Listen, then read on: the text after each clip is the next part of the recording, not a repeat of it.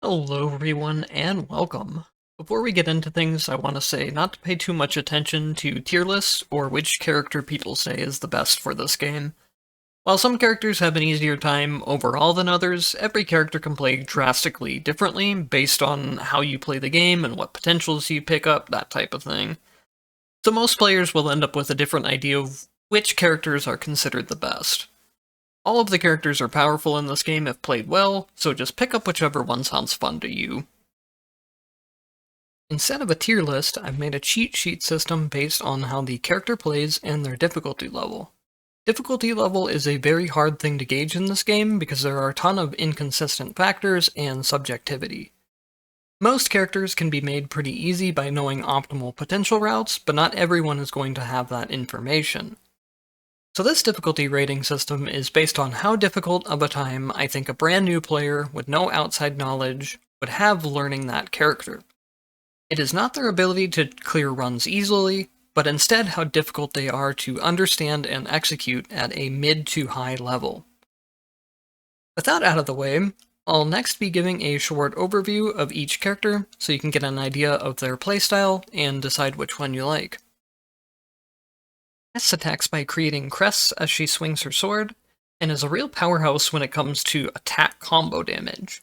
Through the use of her universal enhancements, she can even make the crests more powerful and make them deal additional hits. She's very straightforward to learn, while also excelling at rushing down enemies with combos, which makes her a great new player option.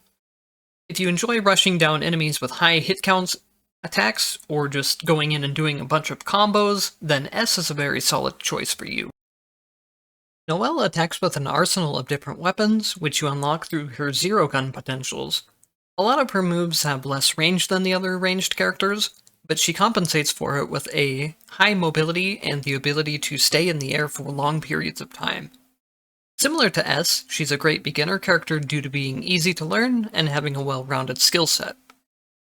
If you enjoy flying around the screen with run-and-gun antics, or seeing a bunch of explosions, then Noel might be the character for you. Taokaka is a very silly cat that unleashes a flurry of fast scratches onto the enemy, as well as being able to spin around in a ball and throw items. She can even unlock the ability to dash in any direction through her dancing edge potentials. Her move inputs and attacks are very simple, which makes her another excellent character for new players or people that aren't as familiar with action games. However, her simple attacking patterns also come as a downside for high difficulty content, as a lot of her attacks leave her vulnerable to taking damage. If you're looking for a more goofy feeling character, or one with heavy flurries of attacks, then you may want to consider causing a catastrophe with Taokaka. Bullet beats down her enemies by using a combination of martial arts, grappling moves, and flame-based attacks. She's capable of dealing some of the highest damage output in the game, while also being one of the easiest to play, so she's easily a top choice for beginner characters. One thing that can be a weakness for Bullet is the inability to grab certain bosses, however she does have certain potentials that allow you to play around this. If you enjoy throwing enemies around the screen and causing chaos with explosions and flames, then Bullet may get you fired up. I've always described Hakumen as an unstoppable charging bull. He excels at tanking more damage than other characters, while boasting extremely high base damage and having devastating charged moves. However, he moves and attacks much slower than other characters, which may not be for some players. Hakumen's main feature to deal with the lack of speed is his ability to block hits and unleash devastating counterattack. The timing window for blocking attacks is much more forgiving than most games, so even players that are less efficient with timing should be able to learn them. If dealing massive charged up hits or parrying attacks sounds appealing to you, then Hakumen is your go-to character.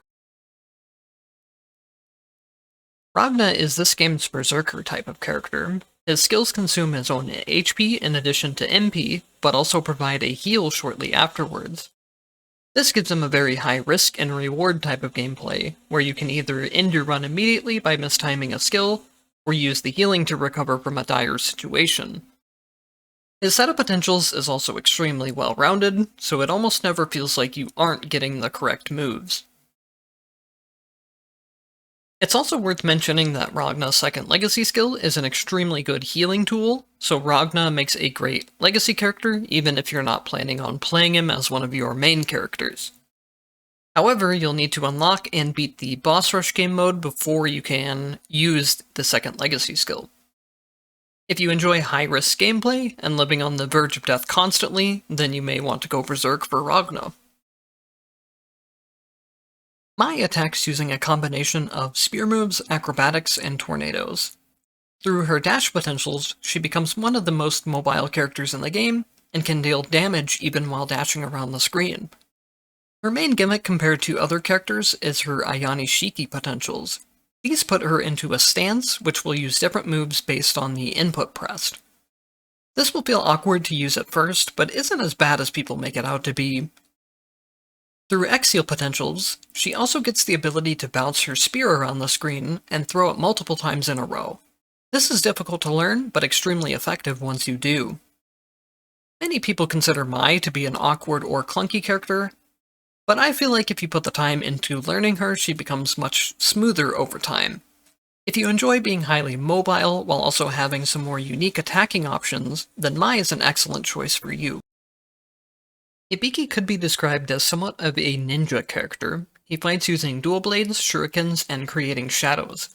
A lot of his moves have a very stylish feel to them, so if you're looking for a quick and flashy character, then he's a great option. He can struggle a bit in the early part of the runs due to his lackluster basic skill and his overall low attacking range, but these things both become better as he picks up more potentials. If you like fast attacks and extremely flashy moves, then consider taking a shot in the dark and giving Hibiki a try. Lambda fights by creating swarms of blades to attack the enemy. While her early game combos tend to be more awkward than other characters, she becomes extremely powerful once you get some potentials. Her attack-based potentials allow her to become a potent mid-range attacker that deals extremely high hit counts, while her skill-based potentials allow her to attack from longer ranges or summon skills that automatically attack over time. If you enjoy summoned weapons or extremely high hit counts, then Lambda is a fantastic character for you.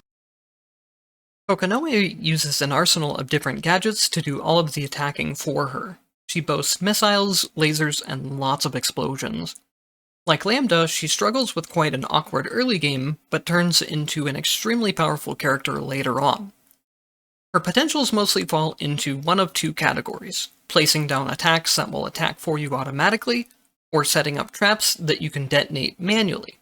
This gives her a much different playstyle than most characters that won't be for everyone. If you like setting up traps for your enemies, or creating so much destruction that you can't see the screen anymore, then Coco might be a blast for you. Jin uses his swordsmanship along with a variety of ice-based attacks. He's quite fast and versatile as a fighter, but relies heavily on advanced gameplay skills to deal good DPS to high difficulty runs, which makes him both a good beginner character early on, while also being difficult to play in later difficulties. Jin's Universal Enhancement 2 potentials allow him to slow and freeze enemies, which actually makes him an extremely good beginner character for low difficulty runs. However, Jin's efficiency in high difficulty relies a lot on Universal Enhancement 1 potentials. These potentials give him the ability to block damage and improve the damage of his attacks by timing things correctly. Managing this timing system in the middle of combat is not easy at all to master, and makes him one of the highest skill ceiling characters in my opinion. If you enjoy flashy swordsmanship, freezing opponents, or mastering timing-based gameplay, then Jin is a cool character to try out. His timing attacks aren't strictly required, especially when it comes to lower difficulty runs, so don't let the high skill ceiling scare you away from him too much if you like how he looks. It's also worth mentioning that Jin as a legacy Evo type is insanely useful, as his active and passive both make runs much safer for any character you put them on.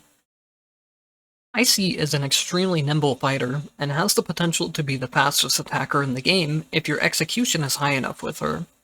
This is where both her positive and negative aspects come from. Many people consider her to be low DPS, but I consider her to be on the higher end of DPS if played at a very high level. The source of this comes from two things. Her attack animations are extremely fast and can be cancelled into other moves quickly. Pair this with the fact that she gets MP when moves hit, rather than regenerating it over time, like most characters do, and you get a character that very heavily scales off of your input speed. Her aerial version of Overload allows her to dump her MP extremely quickly, and then cycle back into attacking to restore her MP again. Mastering this kind of loop of building up MP quickly with your attacks and then dumping it with Overload is not easy by any means, but you can do some truly crazy damage with her if you manage to get the hang of it. If you like flashy swordsmanship and pushing your execution speed to its limit, then Icey is a good option. Even if you aren't as fast execution-wise, Icey still has a pretty easy barrier of entry. She's not a character that is inherently difficult to play, it's more so that she has a very high skill ceiling compared to most of the other characters in the game, in my opinion. Hazama uses close-range knife attacks, chains, and snake-like moves to overwhelm the enemy. His early game is pitifully weak due to having very low damage and attack range, and his overall damage remains low compared to other characters even later on in the run. His potentials are also arguably the most confusing in the entire game, due to half of their effects being locked in hidden effects instead of just standard potential moves. However, Hazama has some tricks up his sleeves to even the odds. Hitting an enemy with a skill will refund part of the MP cost, and by getting upgrades to his universal enhancement potentials, he can gradually refund even more. Pair this with his ability to get invincibility on his skills, and you can end up with an unstoppable force that can barely be damaged. Hazama also has the ability to rapidly swing around the map with his Ouroboros potentials, and can even use the chains as a parry tool. These are difficult to master, but extremely satisfying to use. If you enjoy slinging yourself around stages like a madman, or brutally toying with your enemies, then Hazama is a good fit for you. Prisoner is all about one thing, and that's wielding as many weapons as possible. Once unlocked, he has the unique ability to change his entire moveset into one of 3 different backpack sets. This allows him to be very versatile to any situation, or switch backpacks mid-combo for some Devil May Cry-esque combat. Having multiple movesets can make him much more difficult to learn than other characters, and this is especially reflected in his potential descriptions. Gameplay-wise, I think he's extremely well designed, and not too difficult to pick up once you get used to how the backpack switching system works, and you get through with reading all of his potentials. If you like being able to adapt to different combat styles on the fly, or have enjoyed Devil May Cry's weapon juggling system, then unshackle the prisoner and give him a go. Rachel is the closest thing to a mage character that the game currently has. She fights using a combination of lightning rods, lightning, and wind. She is extremely fragile, so a lot of her gameplay relies on a unique mechanic of setting up lightning rods to attack enemies from a distance, or using wind abilities to move enemies around. She is one of the most destructive characters in the game once she gets going, but suffers from having the most potentials of any character, while also having a lot of weak-feeling potentials. If you enjoy mage-like characters or sitting back and watching mayhem unfold from the backlines, then Rachel is a great fit for you. With the end of this video, I'll also be announcing the end of my coverage of this game for the most part. There will still be some occasional videos, but it won't be my main game, and I will no longer be answering questions, updating guides, or making any new guides. I'm sorry to any questions that I have already or will leave unanswered in the future. But after a year of constantly answering questions on YouTube and Discord, I'm completely burnt out of it. I've said this before, but I really appreciate this community for always being so chill and supportive, as I learned a lot of things about being a YouTuber. I'm at the point where I'm satisfied with the amount of information I've put out for this game, and proud of being one of the few people to do it for so long. But now I no longer enjoy the game as much as I used to, and it's time for me to move on to other things. And hopefully I will see you around in some of my other videos.